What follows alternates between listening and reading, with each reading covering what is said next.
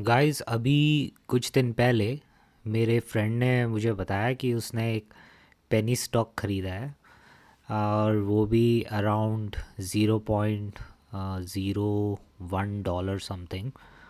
और उसने काफ़ी सारे ख़रीद लिए। एंड उसने अपने थोड़े सपने मुझे बताए कि मैंने इतने ख़रीद लिए हैं कि अगर वो $1 का भी हो गया ना तो तेरे भाई के मिलियन डॉलर्स हो जाएंगे। सो वो इस तरीके की बातें मुझसे कर रहा था।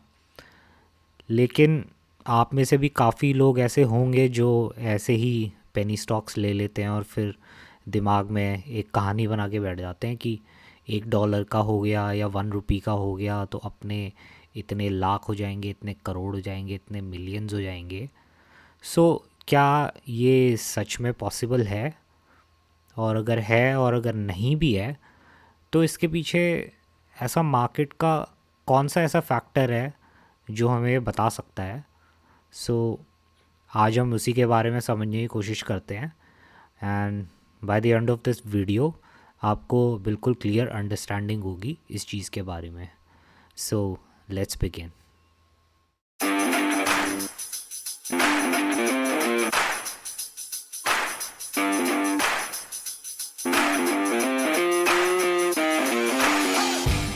ग्रेट। सो गाइस, कभी आपने सोचा है कैसे कुछ कंपनीज स्टॉक मार्केट जायंट्स बन जाती हैं और कुछ कंपनीज बिल्कुल पेनी स्टॉक्स ही रह जाती हैं, कुछ अपकमिंग स्टार्स बन के उभरती हैं? तो ये सब क्यों होता है? It all boils down to one crucial metric, वो है market capitalisation, which is market cap. अब मार्केट कैप इतना इम्पॉर्टेंट है, उससे बहुत सारे जो भी मैट्रिक्स होते हैं एक कंपनी के अंदर, वो कितनी बड़ी जायंट है, वो छोटी कंपनी है, वो बड़ी कंपनी है, या बीच में कहीं है, ये सब हमें मार्केट कैप से पता लग जाता है। और ये इंस्टीट्यूशनल इन्वेस्टर्स हो गए, बड़े बड़े बैंक्स हो गए, ये सब ये मेट्रिक देखते हैं। मतलब मार्केट कैप का चश्मा पहनना बहुत ही ज़्यादा ज़रूरी है, तभी हम आगे डिसीजंस जो हम लेंगे वहाँ पे हमें कामयाबी मिलती है। तो अब हम मार्केट कैप के बारे में समझने की कोशिश करते हैं। और अगर आप इस चैनल पे नए हैं तो प्लीज़ इस चैनल को सब्सक्राइब करें, लाइक करें और बेल आइकन दबाएं। और अगर आप ये इनसाइट्स किसी और से भी शेयर करना चाहते हैं तो please share with others as well. So let's begin. Great. So guys, market capitalisation क्या होता है? Market capitalisation is a measure of the total value of a publicly traded company's outstanding shares of stock. So जितने भी उसके outstanding shares हैं उस company के, उसको मेजर करता है ये। It is calculated by multiplying the current stock price by the total number of outstanding shares. So guys, इसका सिंपल सा फॉर्मूला है, ये मैंने यहाँ पे लिखा भी हुआ है। Market cap is equal to stock price multiply by total outstanding shares. So जितने भी उसके शेयर्स हैं टोटल, उसको हमें मल्टीप्लाई कर देना है जो भी उसका करंट स्टॉक प्राइस होगा। तो जो भी हमारे पास वो फिगर आएगी वो उसकी टोटल मार्केट कैप हो गई उस एसेट की। ऐसी कई बार क्या होता है, हमारे एसेट्स टोटल आउटस्टैंडिंग की जगह कुछ एसेट्स फ्लोट पे होते हैं, जैसे टोटल आउटस्टैंडिंग शेयर्स हो गया float shares plus restricted shares. So इन दोनों को मिला के ये आउटस्टैंडिंग शेयर्स बन जाता है। सो अगर हम एक एग्जांपल देखें, if a company has 1 million shares, अगर उसके टोटल आउटस्टैंडिंग शेयर्स 1 मिलियन हैं और each share is valued at $50, सो हम सीधा सीधा इसको मल्टीप्लाई कर देंगे, 50 मल्टीप्लाई बाय 1 मिलियन, तो इट विल बी $50 मिलियन। सो उस कंपनी की मार्केट कैपिटलाइजेशन $50 मिलियन की हो जाएगी। Pretty easy, right? तो अब मार्केट कैपिटलाइजेशन यूजुअली हम 3 कैटेगरीज में इसको डिवाइड करते हैं, large cap, mid cap and small cap. So the companies with market cap of 10 billion और मोर, 10 बिलियन और उससे ज़्यादा की जो भी कंपनीज होंगी उनको हम लार्ज कैप बोलते हैं। और यूजुअली ये कंपनीज बहुत ज़्यादा वेल एस्टैब्लिश्ड होती हैं, स्टेबल कंपनीज होती हैं, लोगों का भरोसा भी होता है। ये ज़्यादातर जितने भी मार्केट जाइंट्स हैं वो सारे लार्ज कैप्स होते हैं। उसके बाद आती है हमारी mid cap companies. So the companies whose market cap is between 2 billion to 10 billion, 2 billion से 10 बिलियन के बीच में जिनका मार्केट कैप आएगा उनको हम यूजुअली मिड कैप में कैटेगराइज करते हैं। अब ये मिडिल रेंज की होती है, तो इससे हमें ये पता लगता है कि इन कंपनीज में पोटेंशियल हमें ग्रोथ देखने को मिल सकती है। तो काफ़ी सारे इन्वेस्टर्स इन पे भी उसी हिसाब से देख के इन्वेस्ट करते हैं। अब अगली कंपनीज होती हैं small cap companies, companies with a market cap of less than 2 billion. 2 billion से जो भी छोटी होंगी उनको यूजुअली हम स्मॉल कैप कंपनीज बोलते हैं। अब जो स्मॉल कैप कंपनीज होती हैं उनकी अ, जो पोटेंशियल ग्रोथ है वो बहुत हाई होती है, मतलब वो बहुत ज़्यादा बढ़ सकती हैं, लेकिन उतना ही बड़ा उसमें रिस्क भी होता है। अगर तुम्हें अगर ज़्यादा प्रॉफिट चाहिए तो उसका रिस्क टू रिवॉर्ड रेशो मतलब बहुत ही ज़्यादा हो जाता है उसमें। अगर गया तो अच्छे से ही जाएगा और बना तो अच्छे से ही बनेगा। तो कई लोग अपने पोर्टफोलियो को इसी हिसाब से डाइवर्सिफाई करते हैं। कुछ शेयर्स वो लार्ज कैप में लेते हैं, कुछ मिड कैप में रखते हैं, और कुछ स्मॉल परसेंटेज वो स्मॉल कैप में भी अपना इन्वेस्ट करके रखते हैं। ये डाइवर्सिफिकेशन स्टॉक्स का बहुत ज़रूरी है। ग्रेट। सो गाइस, अब हम इस कॉन्सेप्ट को एक एग्जांपल से समझने की कोशिश करते हैं। अब हमारे पास यहाँ पे एक एग्जांपल है, स्टॉक ए। इसका आउटस्टैंडिंग शेयर्स हैं 290 मिलियन और उसके शेयर प्राइस हैं, करंट शेयर प्राइस $18 है। तो अब उसका मार्केट कैप हमें निकालना है। तो इसका सीधा सीधा हमने देखा था फॉर्मूला है टोटल आउटस्टैंडिंग शेयर्स, इसको हम मल्टीप्लाई कर देंगे जो भी हमारा करंट प्राइस है। Okay, so 290 290 million multiplied by 18। सो इसमें आंसर आ गया 5220 मिलियन। अबे यहाँ पे जो ये 5220 आया है ये मिलियन है। अब अगर हमें इसे बिलियन में कन्वर्ट करना है तो यूजुअली मिलियन क्या होता है, 10⁻6। ओके, और जो बिलियन होता है डैट्स 10⁻9। ओके, सो अब ये जो भी अमाउंट है इसको हमें 1000 से डिवाइड कर देना है, तो usually it will be 5.22 billion. Okay, so इस एसेट का जो टोटल मार्केट कैप है वो है $5.22 बिलियन। सो अब ये कौन से स्लैब में आएगा, ये स्मॉल आएगा, मीडियम आएगा, लार्ज आएगा? ये वाला आएगा मीडियम में, क्योंकि मीडियम की रेंज होती है 2 से लेके 8 बिलियन। ओके, 8 बिलियन से ऊपर जो भी एसेट्स हैं अपने, जितनी मार्केट कैप है वो सारी लार्ज कैप्स हो जाती हैं। ऐसे ही हम एक और एग्जांपल समझने की कोशिश करते हैं। यहाँ पर एक स्टॉक बी है, इसके फ्लोट शेयर्स हैं 50 मिलियन और रिस्ट्रिक्टेड शेयर्स हैं 30 मिलियन और करंट शेयर प्राइस है $45 का। सो इसकी टोटल मार्केट कैप क्या होगी? अब इसमें हमें क्या करना है, सबसे पहले हमें आउटस्टैंडिंग शेयर्स निकालने हैं। तो सबसे पहले हम 50 प्लस 30 करेंगे, इससे हमारे टोटल आउटस्टैंडिंग शेयर्स आ जाएंगे, डैट विल बी 80। ओके, अब हमें 80 को मल्टीप्लाई करना है, 80 मल्टीप्लाई बाय कितने कितना करंट प्राइस है अभी $45 का, ओके। और ये चीज़ मिलियन में है। सो यहाँ पे 3.3600 मिलियन डॉलर्स का आ गया। अगर हम इसे बिलियन में कन्वर्ट करना है तो अब हम इसे 1000 से डिवाइड कर सकते हैं। सो इसका टोटल आ जाएगा $3.6 बिलियन। सो ये वाला भी एसेट हमारा मिड कैप में हो जाएगा क्योंकि ये 2 से 8 के बीच में है। सो आप हमेशा कोई भी एसेट है उसकी सबसे पहले मार्केट कैप आप कैलकुलेट कर सकते हैं। ग्रेट। सो गाइस अभी हमने सीख लिया मार्केट कैपिटलाइजेशन हम कंपनी की निकाल लेंगे। ठीक है भाई, वो लार्ज कैप है, मीडियम है या स्मॉल है, लेकिन ये सब ज़रूरी क्यों है? Why does it matter?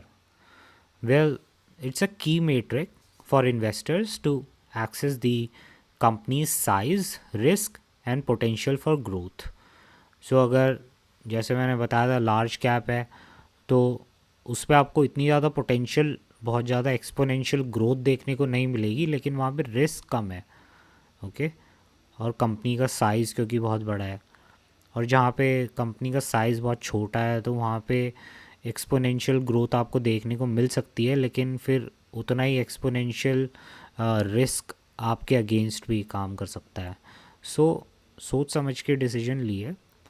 अगर आप स्मॉल कैप पे इन्वेस्ट कर रहे हैं तो थोड़ी बहुत आप लगा सकते हैं, कोई प्रॉब्लम नहीं है। अपनी अच्छी आपने रिसर्च करी है, कोई कंपनी आपको लगता है कि उस पर बहुत ज़्यादा पोटेंशियल ग्रोथ आपको देखने को मिल सकती है, फंडामेंटल्स भी बहुत अच्छे हैं, टेक्निकल्स भी अच्छे हैं, तो गो फॉर इट, वो कोई प्रॉब्लम नहीं है। लेकिन अगर आप, जैसे मैंने आपको शुरू में बताया था कि अगर हम यूँ सोचते हैं कि हमने छोटा सा एक पेनी स्टॉक ख़रीद लिया, बस $1 का हो जाएगा, 1 मिलियन स्टॉक्स मैंने ले लिए हैं चिल्लड़, अब वो इतना बड़ा हो जाएगा तो मैं तो भाई $1 मिलियन मेरे पास आ जाएंगे, ऐसा बिल्कुल नहीं होता है। क्यों? उसके पीछे मार्केट कैपिटलाइजेशन देखनी है। अब वो इतना छोटा अगर स्टॉक है आपने ख़रीदा है, अगर उसकी $0.01 अगर वो है, और अगर आपने मिलियन शेयर्स उसके ख़रीद लिए हैं, तो अब उसकी टोटल कैप भी देखो।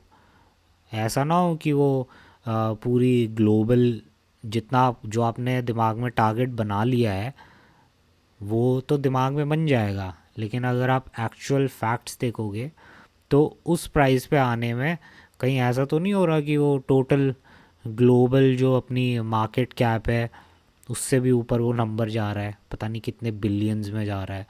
तो ऐसा नहीं होता है, ये हमें रिसर्च पहले ही कर लेनी चाहिए। अब ये इतना इम्पॉर्टेंट क्यों है? The first is investors insight. For investors, understanding market cap provides insight into a company's risk profile and growth potential. Large cap companies, for example, are often more stable but may have slower growth. लेकिन जो small cap companies हैं उनमें risk ज़्यादा होगा लेकिन higher returns भी मिलेंगे। Large cap companies में रिस्क कम होगा तो हायर रिटर्न्स नहीं मिलेंगे इतने। तो ये हमें इनसाइट देखने को मिलती है। दूसरा है comparing companies. So market cap also allows investors to compare companies. वो कंपेयर कर सकते हैं, एक हमें एक तरीके से वो चीज़ हमें स्केलेबल हो गई, वो एक डेटा हम स्केल उसको कर सकते हैं कि कौन सी कंपनी कितनी बड़ी है, कितनी कितने पे हम मतलब रिलेटिवली अगर कंपनीज़ को चेक करें तो उनकी परफॉर्मेंस हमें मार्केट में ईज़िली हम एस्टिमेट कर सकते हैं। सो ये बहुत इंपॉर्टेंट फैक्टर है। और दूसरी चीज़ जो थर्ड पॉइंट है, दैट्स मार्केट कैप चेंजेस। अब जो मार्केट कैप है वो बिल्कुल स्टेबल नहीं है, इट्स डायनेमिक। सो जब उसका प्राइस बढ़ेगा तो मार्केट कैप भी उसका चेंज होता रहेगा लास्ट प्राइस से जो सेल हुआ है। सो ये फ्लक्चुएट होता है। तो ये सारे चेंजेस इन्वेस्टर्स के लिए बहुत क्रूशियल होते हैं, इनको वो इन्वेस्टिगेट करते रहते हैं अपने पोर्टफोलियो को मैनेज करने के लिए, okay. The fourth one is strategic decision making. So, companies and investors make strategic decisions based on market cap trends, whether it's a company aiming for growth or an investor seeking stability. Market cap plays a pivotal role in shaping these decisions. So, जैसा आपको आ, अगर आपका अगर आप बहुत बड़े risk taker हैं तो तब आप ऐसे कर सकते हैं, लेकिन रिस्क भी ऐसा लो ना कि उसमें कुछ पोटेंशियल आपको देखने को मिले। ऐसा ना हो कि वो बस एक दलदल है, बस आपने दिमाग में एक स्कीम बना ली, इतना हो जाएगा, इतने पे इतना। ये सब चीज़ें ऐसे नहीं चलती हैं। अगर आप बिल्कुल कैलकुलेटेड रिस्क लोगे ना तो उस पर बहुत अच्छी प्रोबेबिलिटी आपको लॉन्ग रन में बहुत अच्छे से मिल सकती है। Okay, so to conclude this, market cap is a key factor for investors because it provides an indication of a company's size within the market. So पूरी global market में उस कंपनी की क्या साइज़ है, कितनी अहमियत है उस कंपनी की, वो हमें देखने को मिलता है। ओके, सो ये फैक्टर आप हमेशा चेक करें, और अकेले इस पे डिसीजन नहीं लेना होता है। अदर फैक्टर्स भी होते हैं, जैसे अर्निंग्स हो गया, रेवेन्यू हो गया, इंडस्ट्री के क्या ट्रेंड्स जा रहे हैं, और बहुत सारे फंडामेंटल्स भी होते हैं। अगर आपको फंडामेंटल्स उस कंपनी के चेक करने हैं तो कुछ कुछ रेशोज़ होते हैं बहुत इम्पॉर्टेंट। अब मैंने इसके ऊपर एक बहुत अच्छी डिटेल्ड वीडियो भी बनाई है, सो आप ऊपर आई बटन में जाके आप वो वीडियो फंडामेंटल एनालिसिस के लिए चेकआउट कर सकते हैं। It will help you a lot. So guys, एक और होता है, जैसे हम कई लोग क्रिप्टो में भी इन्वेस्ट करते हैं, तो क्रिप्टो के लिए तो एक वेबसाइट है जो कि हमें बहुत इजीली, हम बहुत सारे क्रिप्टोज़ की, ऑल्ट कॉइन्स की हम मार्केट कैप इजीली चेक कर सकते हैं। आपको मैं वो खोल के भी दिखा देता हूँ। ग्रेट। सो गाइस, आपको मार्केट कैप के लिए क्रिप्टो के सिंपल आपको गूगल पे आना है। यहाँ पे आपको कॉइन मार्केट कैप सेलेक्ट करना है। ओके, अब ये पहली ही वेबसाइट है, इस पे आप जा सकते हैं। ये है coin market cap.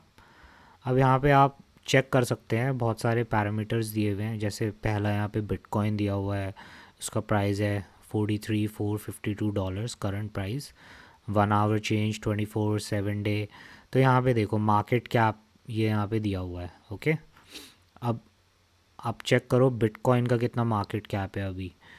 It is 852 B, billion with a B. Okay, so इतना बड़ा है ये, 852 billion. This is a large cap. Okay, bitcoin. So इसका आप 24 आवर वॉल्यूम भी चेक कर सकते हैं। ऐसे ही इथेरियम का है 278 बिलियन। ऐसे ही आप नीचे जाओगे, टॉप 10 के तो बहुत होते हैं। अब जैसे यहाँ पे अगर हम और छोटे कॉइन्स देखें, यहाँ पे बिटकॉइन SV है, इसकी 1.4 बिलियन है। This is small cap. आवे, दैट्स 1.37 बिलियन। सो आप यहाँ पे चेक कर सकते हैं। अब आप यहाँ पे एक कॉइन लेते हैं, जैसे ये IMX है, ये 2.7 बिलियन है, इसका प्राइस है $2। ओके, अब इस हिसाब से अगर ये $20 हो गया, सो गाइज इसकी फिर आप ये समझो ना, इसकी मार्केट कैप भी फिर 10 टाइम्स बढ़ गई, तो ये 20 बिलियन हो जाएगा। तो अगर आप सोच रहे हो कि मैं ये $2 का ले लेता हूँ अभी, और जब $2,000 का हो जाएगा मैं बेच दूँगा। अब आप ये देखो ना, 2000 के लिए फिर अब इसके मार्केट कैप को भी इतना बढ़ना पड़ेगा, इतना ज़्यादा बढ़ेगा। आपको क्या लगता है, ये बिटकॉइन से भी ज़्यादा इसकी मार्केट कैप हो जाएगी? तो ये जो सपनों की दुनिया जो लोग बना लेते हैं, मार्केट कैप जब हम अपनी आंखों के सामने देखते हैं ना, तो ये सारी चीज़ें क्लियर हो जाती हैं।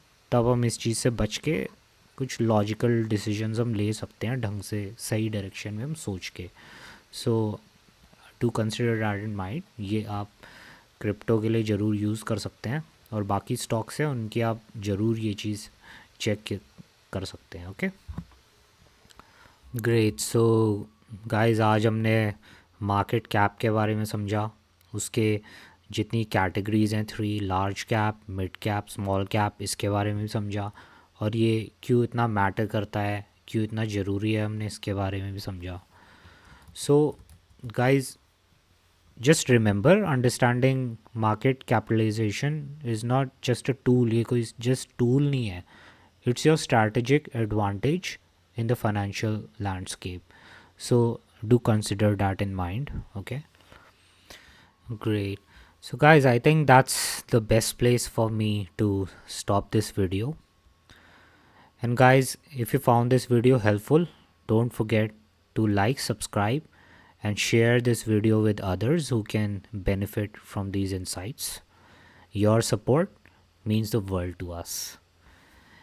And guys, in my next video, I will help you unlock financial intelligence, which will give you a roadmap to wealth and success. So stay tuned for that.